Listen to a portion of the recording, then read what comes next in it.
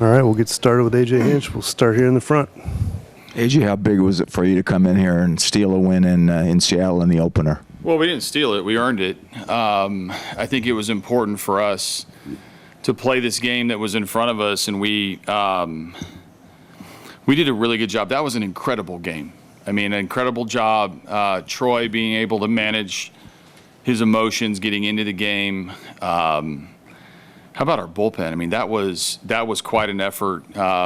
Used everybody down there but one, and some timely hitting. Carp with a big homer.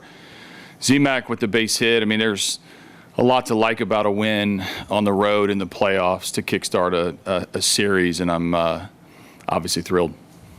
We'll go to Evan in the middle. AJ, what were your emotions like in the 11th? Obviously, as you see Torque work the leadoff walk, then the 2 strikeouts, and then obviously, Z-Mac comes through. Yeah, I mean, we took advantage of a few extra things. The walk against that we walked earlier in the game hurt us, and then we got it right back. We walk, we get a wild pitch, gets to second and gives you a chance, and Z-Mac with the big base hit. And so obviously there was a lot in that game. I mean, we could sit and talk forever just about the back and forth and the volume of pitches thrown and used, and key at bats and pretty good defense, and just things that in a 1-run game everything matters. And we had one extra punch at the perfect time to get the win.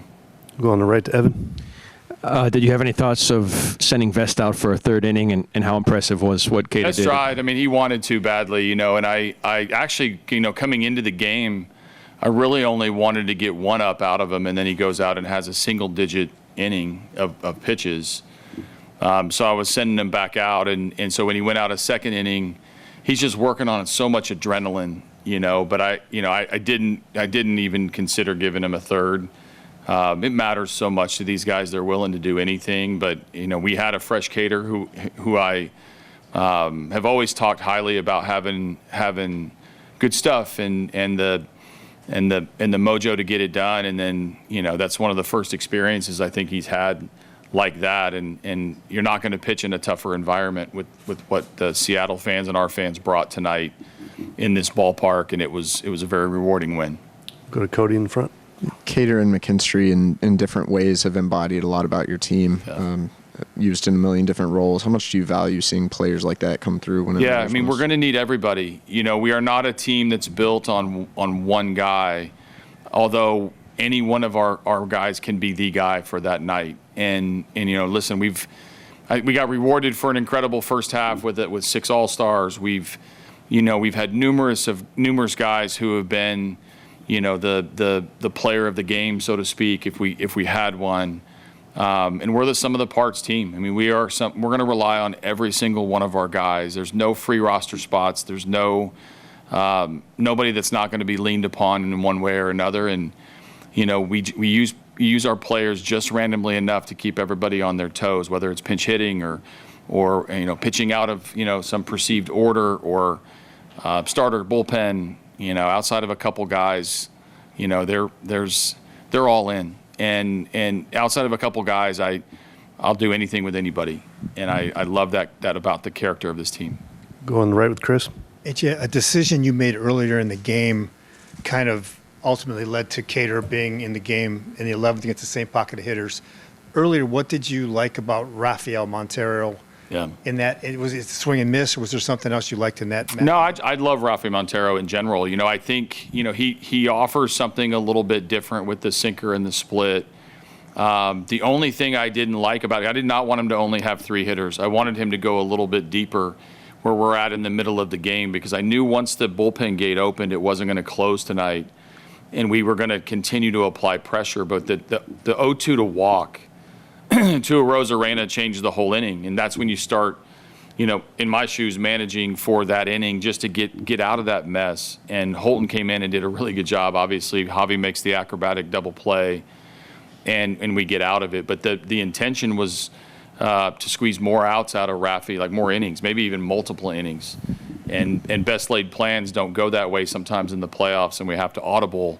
And that was going to force Tommy Kahnle to have a good inning, and Will Vest to go multiple innings, and at the very end, Cater to come in unexpected to many in that spot and close it out. Go to Evan in the middle. AJ, there was a big decision point for them in the 5th inning with Kerry at the plate, Kirby on the mound, Spire in the pen. I mean, did you have Jemai ready to go in that situation just in case? And then what was it like to see I've Kerry pitched come hit as through? early as the 3rd or 4th inning this year, so we're always going to be available to counter there, and I have the second move depending on what the other side's going to do. So, one of the pressure points that this team can put on by being all in, and by us willing to do everything, the game sort of unfolds with a lot of different scenarios. And in this one, Carp took advantage of getting the extra at bat, hits the ball out of the ballpark on I don't even know if it was a strike, but it was a homer. I know that. And so I think that that shows that the threat of Jemai is part of that sequence of events. And so obviously, like I said, you need all your players in every scenario, and we're willing to do anything. And that gives us the second choice to be able to do whatever. Go to Andrew on the left. Raleigh and Rodriguez were the only guys for the Mariners who had hits. Forgive me if you already addressed this earlier, but I mean, how impressive was that by your pitching staff to kind of curtail the damage outside of those two who kind of are going to get there? Obviously, I think the first inning really did help set the tone and settle things because Troy was in a lot of stress at the very beginning, and we had the one low throw at second base that we couldn't turn the double play, and all of a sudden you feel like you give him an extra out, and this team is explosive. And then even when Julio went deep, he settled back down and continued to stay in the game. So I almost say all of our bullpen guys, including Troy, even though Troy started it was a job well done in an environment where the fans were looking to help them get anything started. We would squash the rally every time. And so we needed them all, or nearly all of them, and a truly team win. AJ, thanks for coming in. Yeah, one more. You got one? How much more difficult is it to play in an environment like this was tonight? Fans still out screaming. Yeah, I don't know about difficult. The one thing, both teams have to deal with the communication issue, which is really what an environment like this is all about. It's just constant screaming. I mean, you can't even talk to your coaches next to each other because they're how loud it is. But the communication out on the field, dialed in on the bases, the third base, first base coach are not going to be able to talk to you about too much out there, or back picks and pickoffs from the pitcher and things like that. If anything, it's controlling how excitable you are playing in this environment. Home or road, this is for everything, right? We worked all season to earn our spot in this opportunity, and there's a lot of excitement and adrenaline that comes with that. And a crowd either rooting for you or rooting against you can create a little bit of a multiplier in those emotions. All right. Thanks, AJ. Yeah. We'll open it up for Kerry and Zach. Let's lead off. Start with Evan. Hey, Kerry, you've had a lot of success against George Kirby in your career. How much were you looking forward to getting potentially a third crack at him there, and kind of take us through what happened in that at-bat?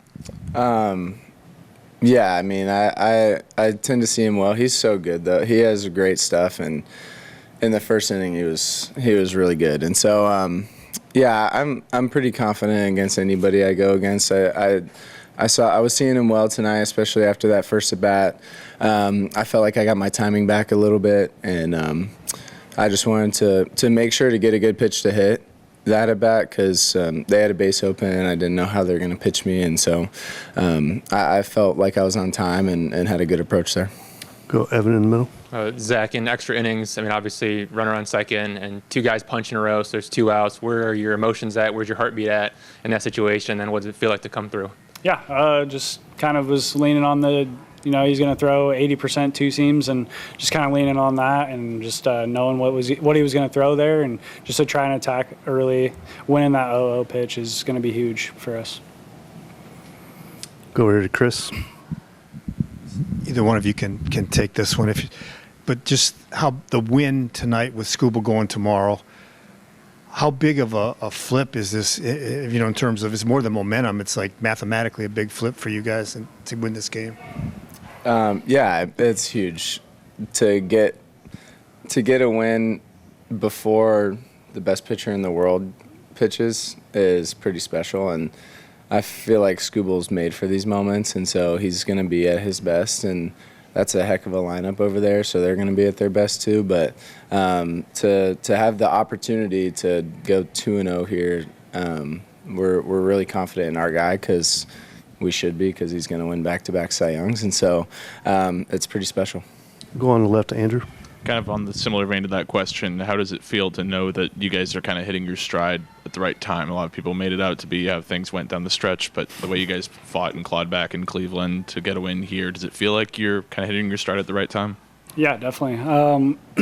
I mean, all year long, I feel like we were kind of either we were down or we were up, and I feel like we're up right now, and we're getting a lot of wins, and the right things are going our way, and yeah, it's baseball, and we look forward to continue to just compete our butts off and just go out there and just play the game to the best of our ability. And like he said, we have Scooble going tomorrow. He's a great pitcher. He's been one of the best in the game for the last 2 years, and we look forward to going out there and playing defense behind him. He's electric. I mean, the energy he brings is next to none, and yeah, he's our ace, so we love to get wins behind him.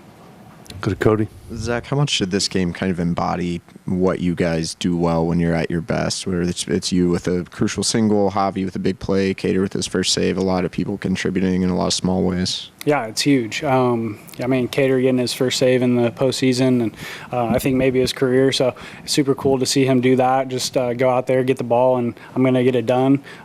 Yeah, a lot of great things. Defense looks really good right now. I mean, we're playing the best we've played all year on defense, and the bats are just going to keep unfolding, and you know, we have the most confidence going into the box. I don't think there's a guy on this team that's going to go up there and say I'm going to get beat today, and yeah, we're just going to continue to compete and just have good at bats.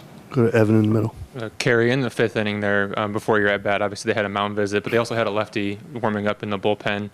Were you wondering if at all maybe they would go to that lefty there in that situation? And what was it like when they did stick with Kirby and you got your opportunity to face him for a third time? Yeah, it's always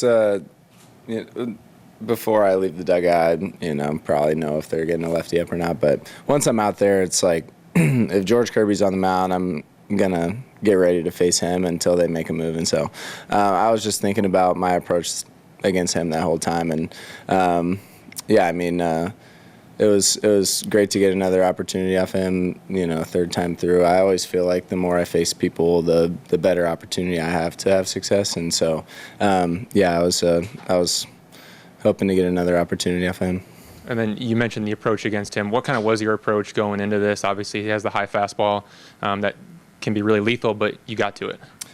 Yeah, he throws hard. So getting on time is a huge thing. It's a huge thing for me in general. But being able to be on time for the fastest pitch he could throw, which is like a front hip sinker, that starts at me. And so I just want to be on time with that. And usually when I get on time with that, I can see everything else. And I saw his slider pretty well the first pitch. And so I just trusted my eyes at that moment and put a good swing on it. Anything else? All right, Zach, Gary, thanks for coming in. God bless.